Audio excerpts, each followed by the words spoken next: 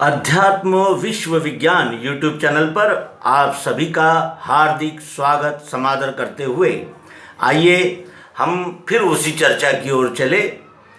ईश्वर क्या है, कहाँ है, कैसा है, उसका कार्य क्या है, उसकी व्याप्ति क्या है और उसका अनुभव लिया जा सकता है या वो केवल कल्पना ही है।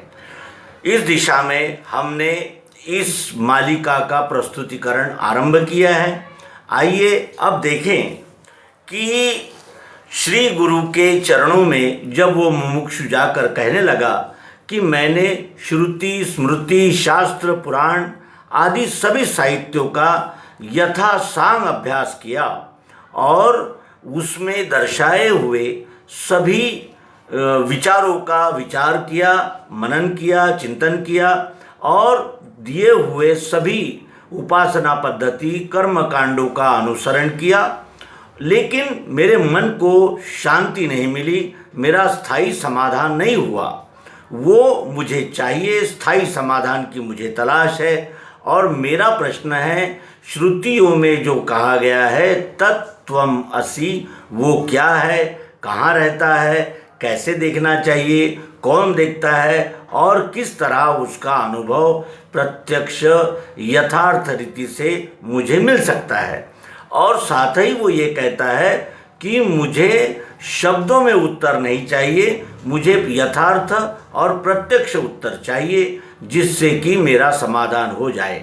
क्योंकि शब्दों में सभी कुछ लिखा हुआ है लेकिन फिर भी मुझे बोध नहीं होता क्योंकि वो केवल शब्द है और मुझे शब्दों का यानी सिद्धांत का प्रत्यक्षीकरण लक्ष्यार्थ चाहिए। ये वो मुमुक्षु यानी जिसे संशय भ्रमों से मुक्ति की इच्छा है, ऐसा जिज्ञासु मुमुक्षु सद्गुरु के पास जाकर अपने प्रश्न कहने लगा। सद्गुरु ने कहा कि किसी भी सिद्धांत का लक्ष्य बोध होने के लिए हमें प्रायोगिक पद्धति का अवलंब करना पड़ता है और प्रायोगिक पद्धति का अवलंब यानी वैज्ञानिक दृष्टि से विज्ञान से यथार्थ रीति से जानना।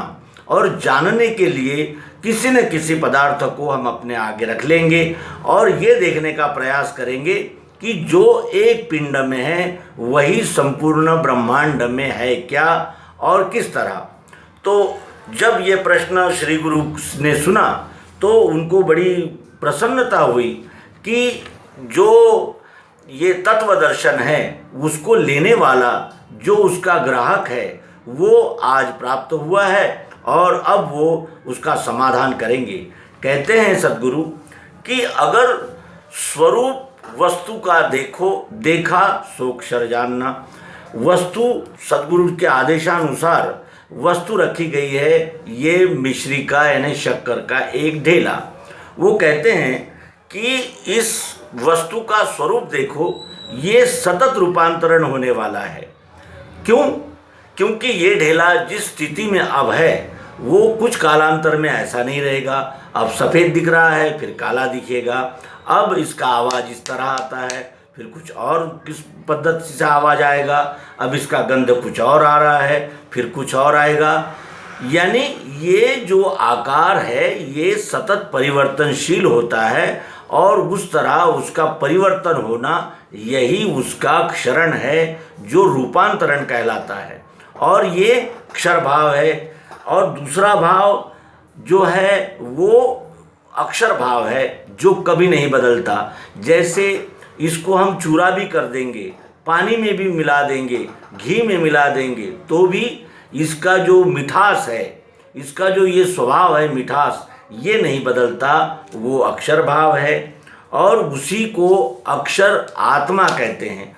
वस्तु में जो भरी हुई प्रियत्व रूप मिठास है उसे ही आत्मा कहते हैं। भले ही इसके अनंत आकार प्रकार बदलते जाएंगे लेकिन उसमें जो स्थित है मिठास, चाहत, जरूरत, प्रियत्व, वो रूपांतरण नहीं होती। और दोनों का भाव जो रूपांतरण होने वाला है आकार और जो भरी हुई है मिठास, इन दोनों का लय नाम में होता है जिसे पुरुषोत्तम कहते हैं। रूपांतरण होने वाला अक्षर भाव, इसमें स्थित स्थायी भाव जो स्थिति है इसकी अक्षर भाव, और इन दोनों का लय नाम में होता है। शक्कर कहते ही इसका अक्षर भाव और अक्षर भाव इन दोनों का लय हो जाता है, जिसे शास्त्रों में पुरुषोत्तम संज्ञा दी गई है। और यही प्रेम का निज स्थान है, जो ध्यान के लिए सद्गुरु कह रहे हैं। प्रेम का ये निज स्थान है, ध्यान के हेतु से कहा। क्यों?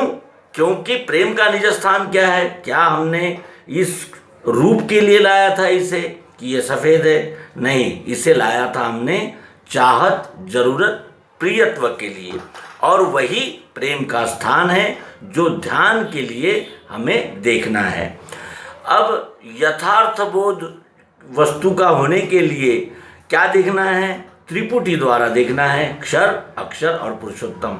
वस्तु एक ही है, लेकिन जानने के लिए स्वभाव ने अपनी कल्पनाओं से इसको त्रिपुटी में जाना। क्षर भाव जो इसका रूपांतरण होने वाला है, अक्षर भाव जो इसमें भरी हुई चाह, जरूरत, प्रियत्व, रूप, मिठास, और इन दोनों का लय पुरुषोत्तम भाव में दिखता है। इंद्रियों से जो दिखता है वो इसका रूपांतरण होने वाला अक्षर भाव है, और जिसे तत् कहते हैं। त्वम कहते हैं इसमें भरी हुई चाह, जरूरत, प्रियत्व, रूप, मिठास को। और असी यानी ये क्या है? नाम है, जो वस्तु का संपूर्ण बोध कराता है, और इसी को पुरुषोत्तम भाव असी कहते हैं। तत् यानी अक्षर भाव, त्वम यानी इसमें भरा हुआ चाह, जरूरत, प्रियत्व, रूप, मिठास भाव, अक्षर भाव, और इन दोनों का लय असी यानी पुरुषोत्तम भाव। अब क्षर जो है रूपांतरण होने वाले जो भाव है उसमें 8 अंग है, और अक्षर जो है वो अरूप है। कोई इसके कितने भी रूप बदल जाएंगे फिर भी वो मिठास जो है वो स्थित रहेगी, और वो अरूप है, उसका कोई रूप नहीं। जिस आकार में इसे देखेंगे उस आकार में ये मिठास उपस्थित है, और यहाँ जहाँ दोनों भावनाओं का लय होता है वो वस्तु है। वस्तु में ही क्षर भाव और अक्षर भाव और तीसरा नाम पुरुषोत्तम भाव, इसकी कल्पना वस्तु को जानने के लिए हमने अपने कल्पना से की। तो इस तरह ये इसका यानी जैसे संक्षिप्त में इसका अनुभव इस रीति से हमें आगे देखना है। आगे हम इसको विस्तार से देखेंगे कि किस तरह ये 3 भाव हैं और वो तीनों का किस तरह वस्तु में एकत्रीकरण हो जाता है। ये हम इसके बाद विभागशः विस्तार पूर्वक, और यानी जिसे कहा जाएगा कि उसका यानी शुरू से अंत तक और व्यवस्थित रीति से बोध लेंगे, और इस वस्तु में भी लेंगे, इस आकार में भी लेंगे, इस आकार में भी, इस आकार में भी। प्रत्येक वस्तु में हम ये जानेंगे कि जो तत्व पिंड में है वही संपूर्ण ब्रह्मांड में है, और जो संपूर्ण ब्रह्मांड में है वही इस पिंड में है, और वो ये जो विश्व है यही ईश्वर है, और यही स्वयंभू है, स्थायी है, नित्य है, अजन्मा है, पुराना है, सनातन है। इसका अनुभव हमें अगले अंक में यानी प्रत्यक्ष यथार्थ रीति से जानना है। मित्रों, इस मालिका को आपने दिए हुए प्रतिसाद का पुनश्च हार्दिक धन्यवाद प्रस्तुत करते हुए इस एपिसोड का समापन करते हैं। नर्मदे हर सद्गुरु भगवान की जय।